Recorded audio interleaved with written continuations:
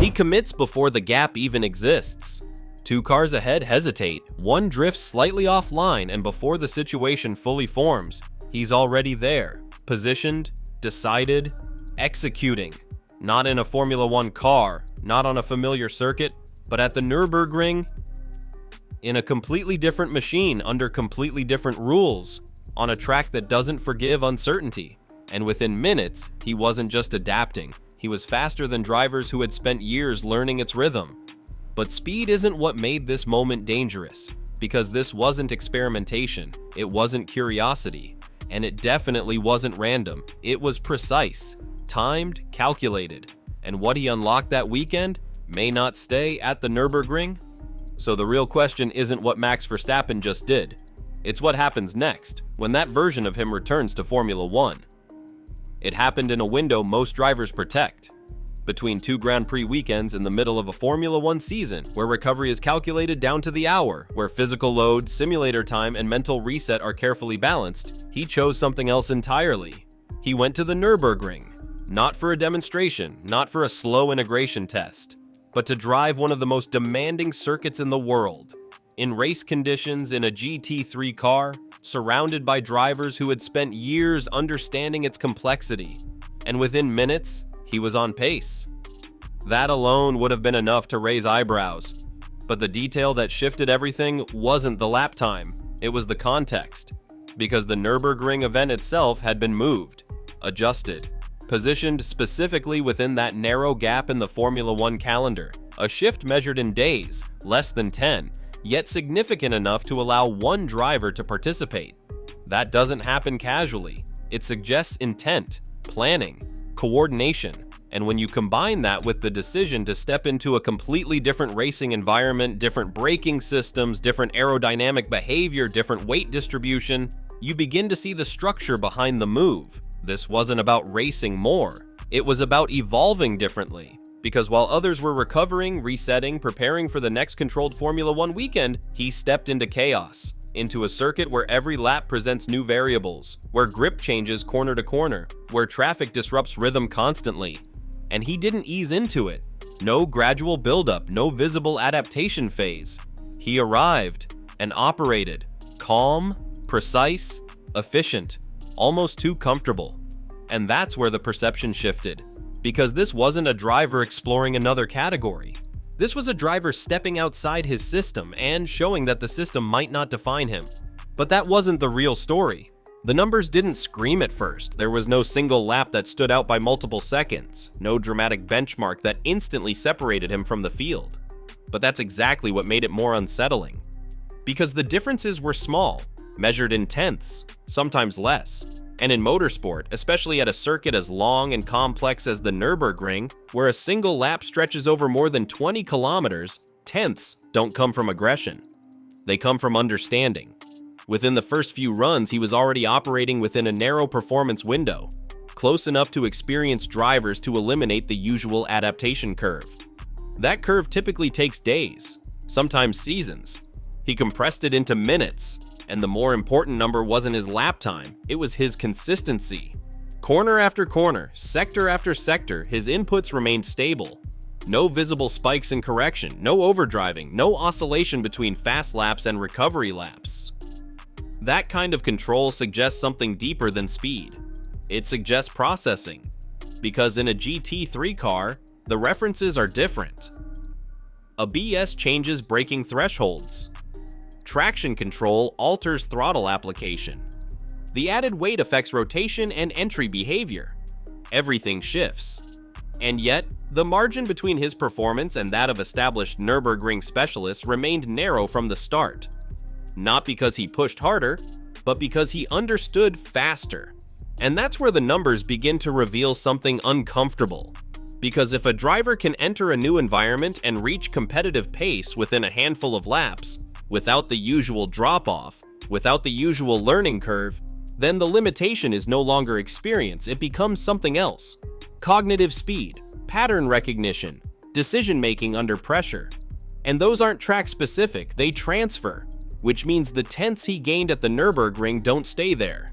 They follow him, quietly, incrementally. Back into a Formula One car, where races are decided by gaps smaller than 1 second over an entire stint. And when those tenths begin to compound, that's when the real difference appears. A Formula One car is built around precision, low weight, extreme aerodynamic sensitivity, immediate response. Every input produces a direct, measurable reaction. The car demands commitment, but within a controlled structure.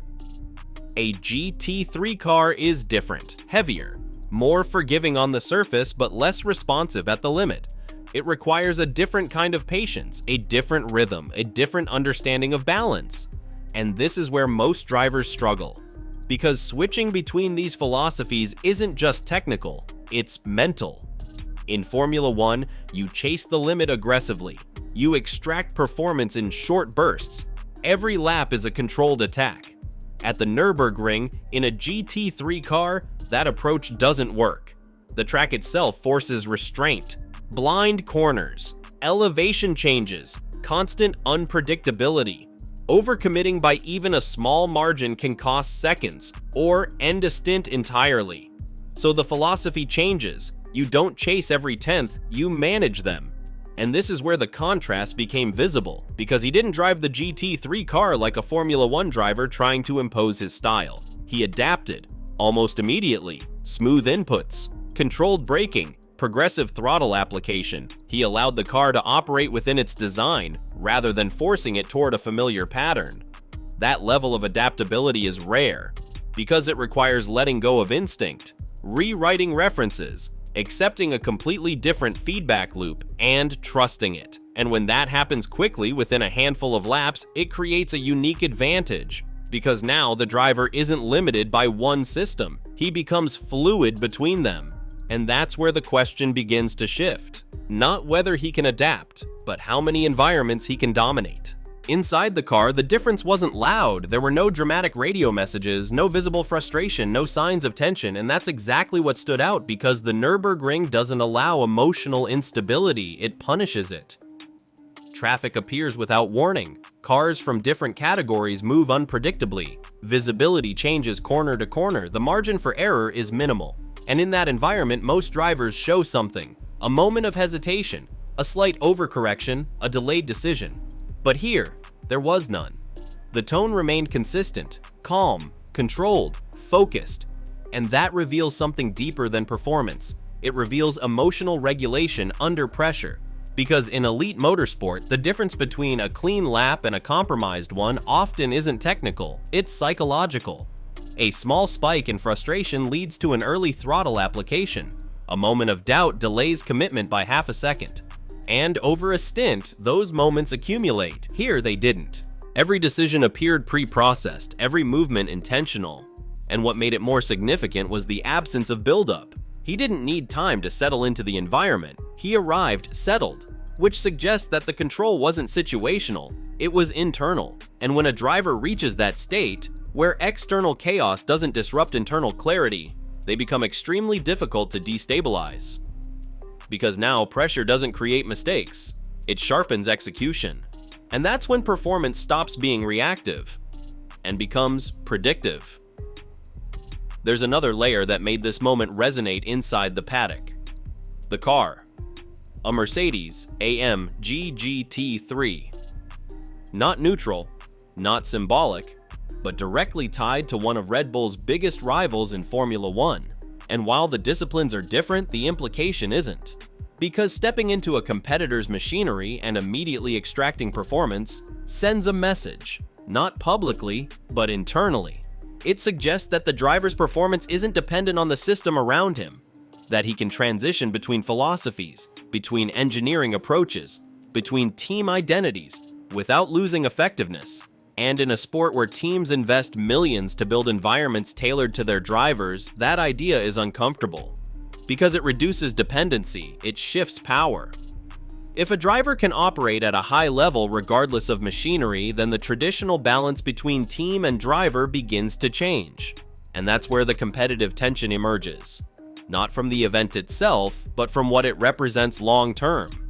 Because now competitors aren't just analyzing telemetry, they're analyzing trajectory. Where is this going?